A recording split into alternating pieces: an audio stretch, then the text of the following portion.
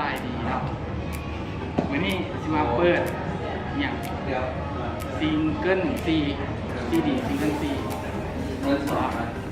คิมิวะเมโลดี้วันนี้เปิดไป17เนาะแล้วเนาะแผ่น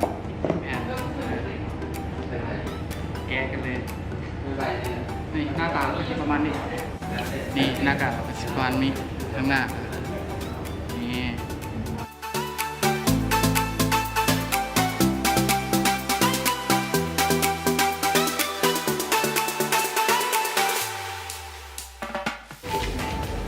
ประมาณนี้เดี๋ยวจะแกะในปึ๊บนี่หน้าก็เป็นหูของคนที่ติดเต็มเมมเบอร์ที่ติดเต็มแบบเป็นบัสสื่อในเพลงคิมิวะเมโลดี้ทั้งหลังเนาะจะเป็นลายชื่อเพลงเนาะตามนี้เลยนี่แอบปึ๊บแอนเสียนี่บุ๊กเล็ตแล้วประมาณนี้แต่ที่มีดก็จะเป็นเนยลูกเนยเนาะเป็นฟิลเตอร์ต่อไปก็บ้าไปคันอยากได้ก็ซื้อเอาเลย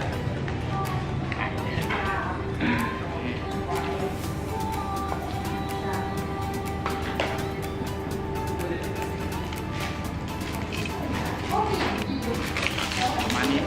ข้างหลังก็ที่บอกว่าไผ่ถืออย่างแม่อย่างว่าเมมเบอร์ใดถือดอกไม้อย่างดอกหญ้าอย่างสีของคือของโมบายคือดอกหญ้าของปันกับยิปโซเนาะอะไรนะกาซิมีแผ่นเนาะแผ่นซีดีที่มีความเมโลดี้เนาะลายดอกไม้แล้วสนุกนะแล้วก็เป็นพวกซุ่มเดี๋ยวขอเปิดมาเดียวเนาะพอแกะให้มันครบแล้วสิเปิดมาเดียวแล้วก็จะมีมันจับมืออย่างทั่วไปเดี๋ยวขอเปิดก่อนนะมันครบ10 แผ่นพร้อมกันแกะไปแล้ว10 แผ่นแกะไปแล้ว10 อันเดี๋ยว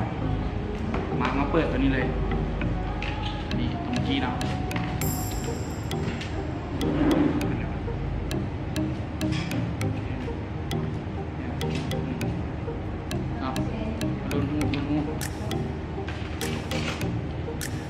จับมือเนี่ยมาจับมือโฟกัสสิครับลุ้นมูจะเป็นใครเฮ้ยคิมิวะผมมาแล้วน้ำใส่บริษัทแม่น ร้านใส่บริษัทไม่วะบุฟเป้โอ้ไฟนะนี่ไฟ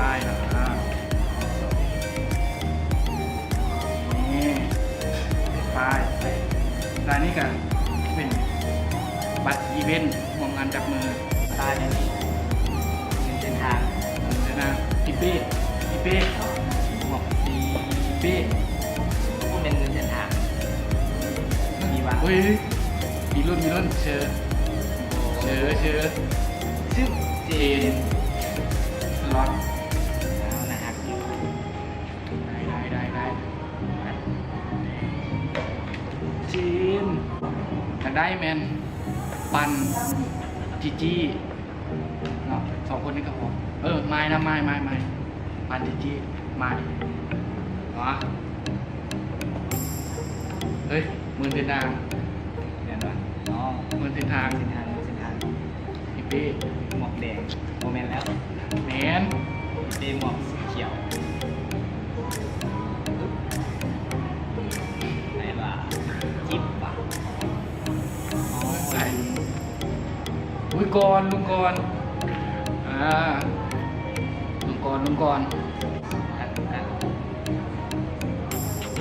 ปึ๊บ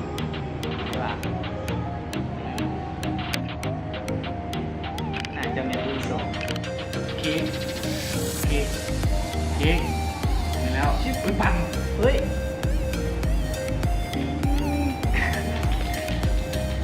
กัดโอ้ ได้ปั่นปึ๊บ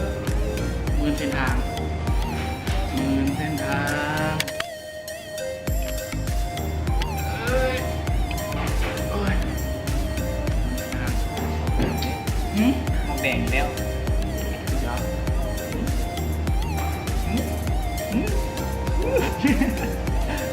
โบแมน บนแม่ โบแมนโบแมน ผมสีแดง เนย ๆติดมือจะได้ น้ำมวยอ่ะโนโนโนโนแน่นอนแน่น้ำหนึ่ง เป็นมือเสร็จไม่อยากขึ้นอีกมาก คิมีวะ มีวะมีวะ ได้น้ำหนึ่ง เห็นไปเราทั้งลุมสีฟ้ามือเส้นทาง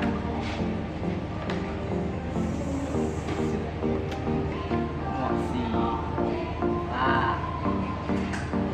เมียดีอ่ะ เฮ้ยเฮ้ย เป็นเชฟไป เฮ้ยจิ๊บจิ๊บจิ๊บ ใช่ปะ เบียร์นะเข้าไปอุ้ยเส้นทางเส้นทางเส้นทางเวียนละนั่นไงวะหมอกฟ้าหมอกฟ้าหมอกฟ้าอาจจะเป็นอุ้ยคุณปุ๊ก โอ้แต่เสียดาย คุณปุ๊ก ไอ้ ได้ นี่ เลย แล้ว มีแล้ว หางก็ซื้อ มีแล้ว ใจฮอดหางก็ซื้อที่เอ้ย ไปรุ่นไปรุ่น เข้าไปเสร็จแล้ว ปึ๊บปึ๊บปึ๊บ ซึบน่าจะคิดว่า มีมาเมโลดี้เนี่ย โอ้จุกนะนี่ เอาน้อง แหนสุดจุกจ้า จ้าจ้า จ่ายดี จ้าจ้าซีดีเนาะอันซีดีอันนี้นะมันไข่แล้วมันสิติดเนาะมันสิติดแบบ ติดนี่ติดเจียนค่ะมีเจียนค่ะ แล้วก็อันแบบเวลาไข่ออกมาแล้วมันย่านมันฮักกันนะ ติดเครื่อง อยากให้ออฟฟิเชียลแก้เนี่ยนะมาได้เลย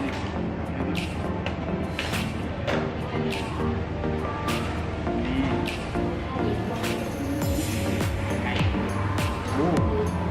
อ๋อ สกิโน หางมา สกิโนรุ่นสอง พี่น้อง สกิโนซีซั่นโลโลเนาะ นี่ก็ เนาะอุ้ยเรียนมิว แน่นปะ มิวมิว โอ้ มิวนี่ลีกมิวนักรักมิวนี่อ่า เก็บมาได้กว่าสิไปแผ่นสุดท้ายแล้ว ไม่ใช่ เป็นแผ่นสุดท้ายแล้วอ้าวเราก็พา แล้วดูใหม่ตัวอย่างลิซ่ามาแต่ปันอ่า ทางไปแล้ว หมอกฟ้าซ้ำ ซ้ำวันนี้ชึบ น้ำใสนะหักเจนี่นะหักน้ำใสนะหักทุกคน แต่พิเศษคนนี้มาแล้วเนาะทั้งหมดเนาะมีป้ายมีอุปกรณ์น้ำหนึ่งจุดมีว่าเต็มจุดมูฟอ่ะเฮ้ยน้ำใสน้ำใสใสน้ำใส น้ำใส่นะไม่ใส่ ไปยังหลังยูนิจ๋านี่ปูใจฮ้อนซื้อก่อนเบียมกุหลาบไฟไฟปานจีนบัตอากาเบิร์ดจีนใช่นี่กะฝากกดไลค์กดแชร์หน่อยแล้วก็มีอย่างก็คอมเมนต์อะไรเด้อขอบใจ ในการคุยสื่อโพสต์ถึงเรื่องที่แค่ทำดูสิ